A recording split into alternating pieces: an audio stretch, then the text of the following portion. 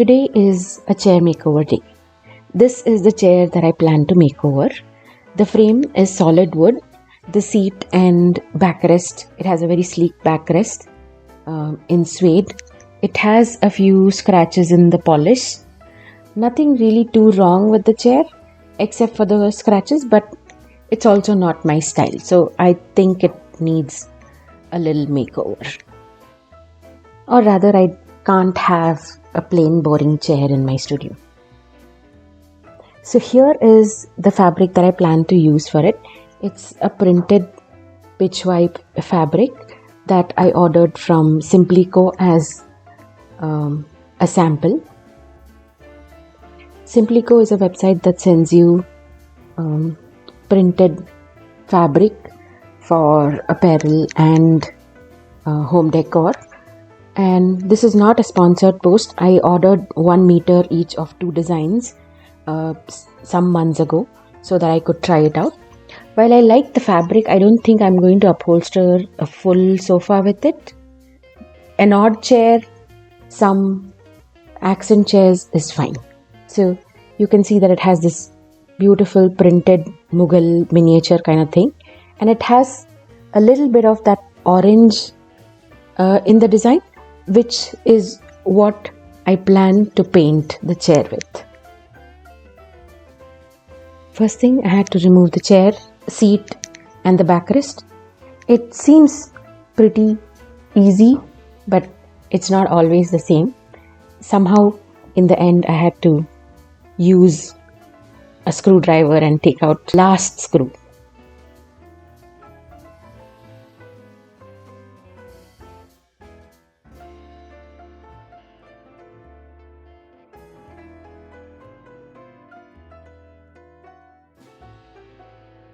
Now that the chair, seat and the backrest are off, it's time to clean the chair.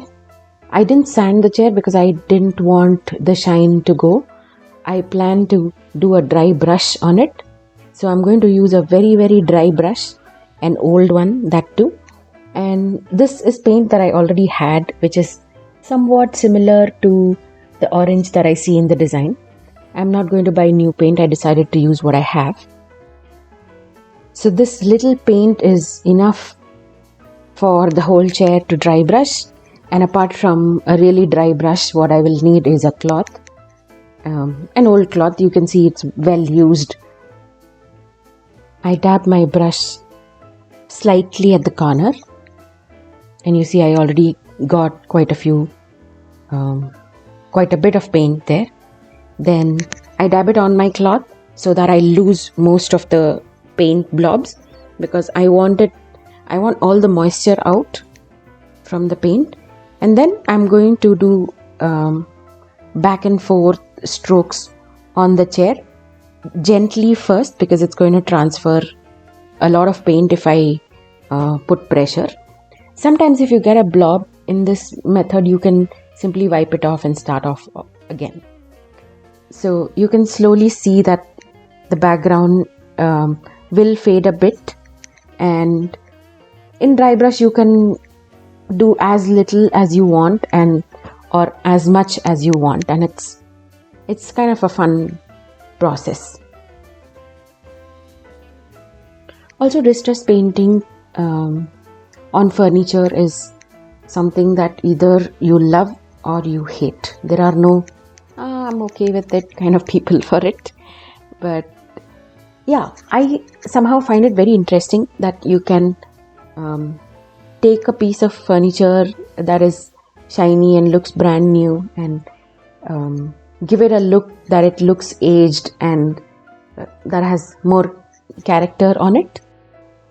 You can see a very interesting pattern come on to the chair frame, and you can add more color. You can add less color. You can completely cover it. It'll look like a little, I don't know. Here is me patiently painting away. It's a long process. Now don't ask what happened to the armrest handle. We'll think of it later. Here I'm painting where the scratches, and you can see as I paint away, it's going to blend in and the scratch is going to look like it's a part of the distress painting.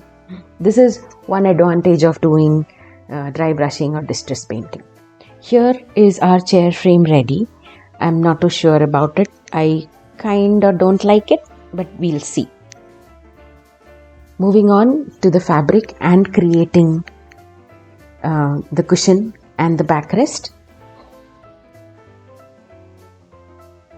This fabric I ordered in cotton, and it looks beautiful, the pattern on it, very very beautiful for a accent chair, and the details are so nicely created. And I think an accent chair needs, especially an Indian themed accent chair, needs something Indian, and I think Simplico is able to print those designs, and they have artists who create the artwork and then print and send it to you. So covering the backrest, I don't want to waste the fabric, so I'm going to start with the bottom and use this portion for the backrest. It's a matter of cutting it and stapling it on. The chair, I've left it alone. I don't like how it looks, but I'm going to come back tomorrow with a fresh pair of eyes and look at it and see if I need to modify or make some changes. So whenever you use a fabric which has a pattern or artwork on it, you have to make sure that it aligns properly with how you want it to look. And then you just flip it, use a staple gun and staple it in place. I'm stapling it right on top of the fabric that it already had.